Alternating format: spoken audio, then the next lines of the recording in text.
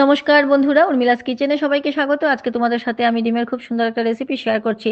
তার জন্য প্রথমেই আমি দুটো ডিম সেদ্ধ করে টুকরো করে কেটে নিয়েছি। এবারে ডিমের টুকরোগুলো ব্যাটারে ডুবিয়ে ভালো করে ভেজে নেব। এবারে ওই তেলের মধ্যে দিয়ে দেবো দারচিনি, এলাচ আর দিয়ে দেবো শুকনো লঙ্কা, গোটা জিরে ফোড়ন। এবারে এর মধ্যে দিয়ে দেবো টুকরো করে কেটে রাখা পেঁয়াজ, সামান্য নাড়াচাড়া করে দিয়ে দেবো কেটে রাখা টমেটো। এবারে এইগুলোকে ভালো করে ভেজে এর মধ্যে দিয়ে দেবো হলুদ গুঁড়ো, ধনে গুঁড়ো, জিরে গুঁড়ো, লঙ্কা গুঁড়ো আর পরিমাণ মতো নুন।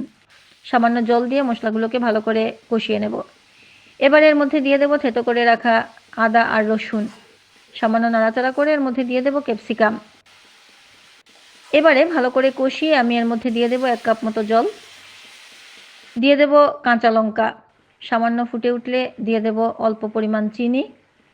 এবারে ভালো করে ফুটে উঠলে এর মধ্যে আমি দিয়ে দেবো ভেজে রাখা ডিমের টুকরোগুলো।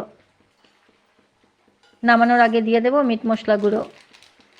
রেডি ডিমের খুব সুন্দর রেসিপিটি। ভাত, রুটি, পরোটার সাথে খেতে অসাধারণ।